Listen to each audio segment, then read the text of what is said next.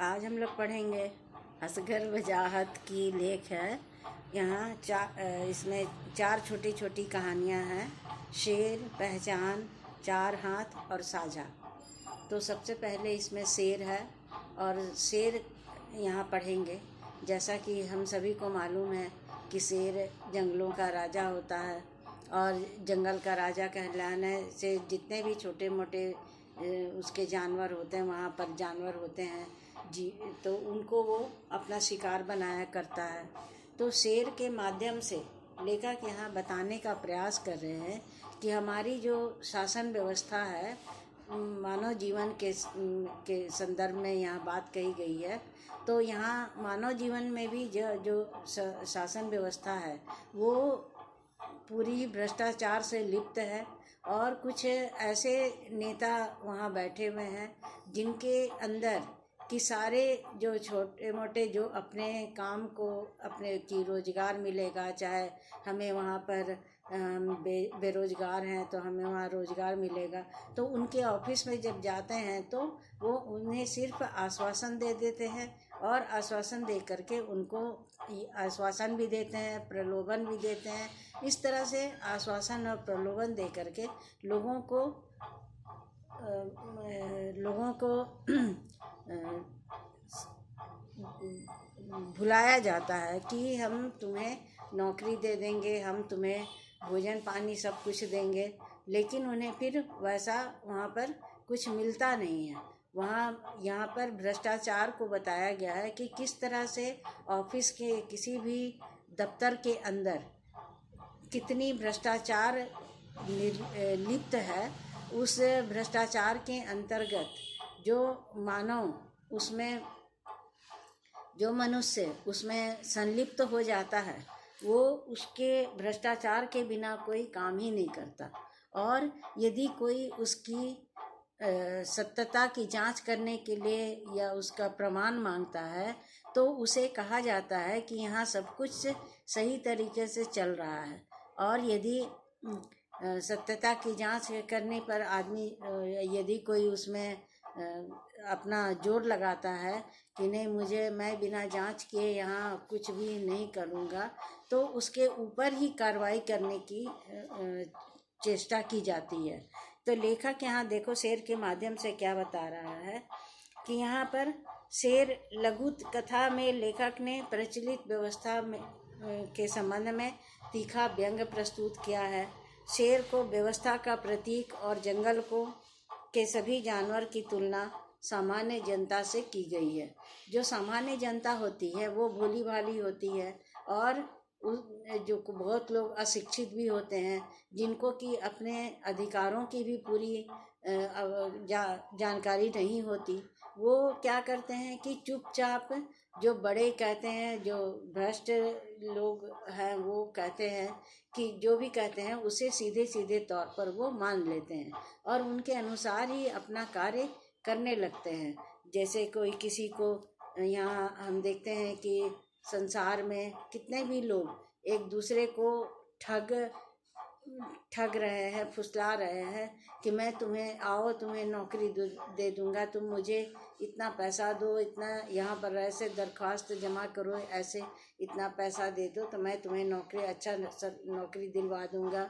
और लेकिन कुछ समय के पश्चात ये पता चलता है कि हर शहरों में भी ये देखा जाता है कि जहाँ तहाँ भी लोग नौकरी के लिए एक ऑफिस खोल के बैठ जाते हैं और लोगों से नौकरी दिलवाने के एवज में बहुत सारे पैसे भी लिए जाते हैं।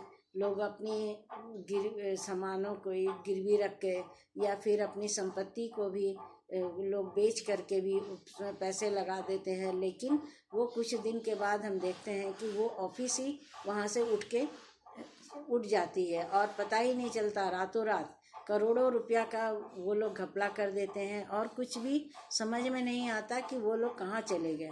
अब लोग हाथ पर हाथ धर के बैठ जाते हैं और रोने पीटने लगते हैं, लेकिन रोने पीटने से तो कुछ भी नहीं होने वाला। लेखक यहाँ इसी चीज़ को यहाँ पर बता रहे हैं।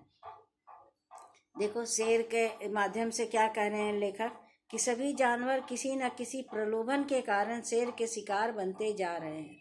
यहाँ एक लोमड़ी थी, जो कि लोमड़ी शेर के मुंह में जा रही है। कहानी में जो लिखा हुआ है कि लोमड़ी भी शेर के मुंह में आराम से चली जा रही है।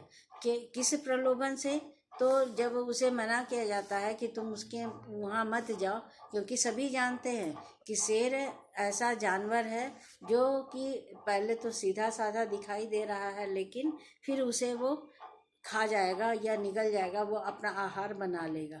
लेकिन फिर भी यहाँ पर लोमड़ी को बताया जा रहा है कि लोमड़ी जो है वो, इसमें उसे एक दिलासा दिलाया गया है कि इसके अंदर एक बहुत बड़ा हरी हरी घास का मैदान है, जहाँ और दफ्तर है, जहाँ वहाँ रोजगार भी देगा, घास भी खाने को मिलेगा। लेकिन वहाँ पर वो उसके मुंह में सीधे चली जा रही है। कहने का भाव है कि कहने का अर्थ है यही कि यहाँ भी ऐसे बहुत सारे दफ्तर हैं जहाँ पर कि भ्रष्टाचारी लोग बैठे हुए हैं और अपना सिर्फ मतलब निकालने के लिए, अपने सिर्फ अपना मुनाफा कमाने के लिए, अपनी फ़ायदे के लिए लोग सभी भोले भाले लोगों को बरगलाते हैं और उन्हें उनसे अपना मुनाफा कमा लेते हैं और बाद में उन्हें उनकी कुछ भी भलाई नहीं होती। यहाँ बताया गया है, जैसे लेखक यहाँ बता रहे हैं कि शेर गौतम बुद्ध की भांति अहिंसावादी और न्यायप्रिय प्रतीत होता है, परंतु जैसे ही अन्य प्राणियों के विपरीत लेखक ने उसके मुंह में प्रवेश न करने की चेष्टा की, तो वह शेर अपने असली रूप में आ गया और दहाड़ता वह उसकी ओर झपटा। अर्थात कहते हैं कि जो अगर जैसे कि लेखक किसी व्यवस्था, शासन व्यवस्था के विरुद्ध उसकी जांच परख करना चाहता है या उसकी पड़ताल करना चाहता है कि क्या ये सही दफ्तर है, यहाँ सही तरीके से काम धाम हो रहे हैं, तो वो क्या कहता है कि वहाँ पर उसके जो नेतागण होते हैं या फिर उनके जो चमचा वाले लोग होते हैं, जो उनके आगे पीछे करने वाले लोग होते हैं, वो लोग ही उस पर आक्रमण कर देते हैं और उससे लेखक भयभीत भी हो जाता है। तो यहाँ वही कहा गया है। देखो आगे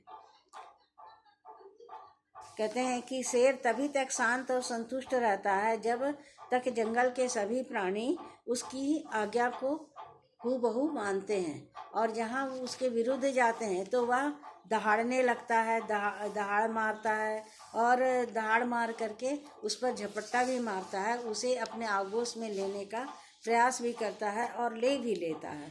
यहाँ देखो, कुछ दिनों के बाद मैंने सुना कि शेर अहिंसा और सह अस्तित्ववाद का बड़ा जबरदस्त समर्थक है, इसलिए जंगली जानवरों का शिकार नहीं करता।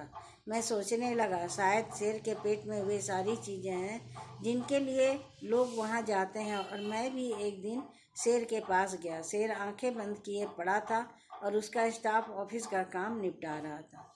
यहाँ कहने का भाव क्या है? ये लेखक शेर के माध्यम से मनुष्य की प्रवृत्ति को बताने का प्रयास कर रहे हैं कि आज के युग में मनुष्य की प्रवृत्ति क्या हो गई है। सिर्फ अहिंसा, वो अहिंसा का एक मुखौटा पहन रखे हैं, लेकिन वहाँ सिर्फ हिंसा ही हिंसा है। और जो लोग कहते हैं कि मैं सत्य की ओर चलता हूँ, तो वहाँ सिर्फ असत्य का ही बोलबाला है, कहीं पर भी सत्य का नामो निशान नहीं है। जैसे कि वहाँ कहते हैं कि वो चुपचाप पड़ा रहता है और अपने आप को भोला भाला बताता है, लेकिन उसके मन में विभिन्न प्रकार की मंत्रणाएं चलती रहती हैं और वो किस तरह से अपना मुनाफा कमाए, लोगों को लूटे, लोगों को तंग करें, इस तरह का व्यवहार उनके सामने दिखाई देता है। यहाँ कहते हैं कि व्यंग्यात्मक शैली का भी प्रयोग हुआ है, खड़ी बोली भी है। और देखो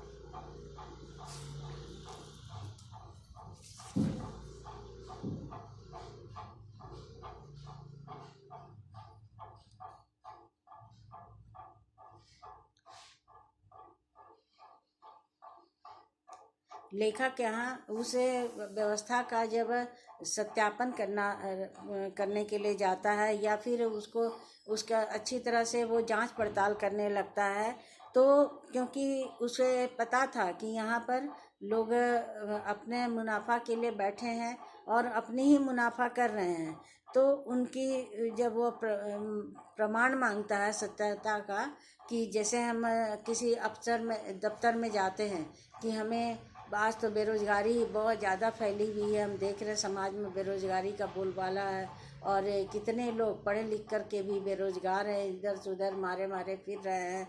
तो यहाँ पर कहते हैं कि जब वो उसके मुंह सत्यता के लिए लेखक जाता है और उस ऑफिस में, तो वहाँ के जो जितने सारे स्टाफ रहते हैं वहाँ बताते हैं कि यहाँ पूरे विश्वास से काम चल रहा है और जितने भी लोग आते हैं सबको विश्वास है, अतः आपको भी विश्वास करना पड़ेगा और उसी विश्वास पर आपको चलना भी पड़ेगा, क्योंकि ऐसी ही व्यवस्था बना दी गई है कि लोग उस पर विश्वास करें और उसी को सही माने।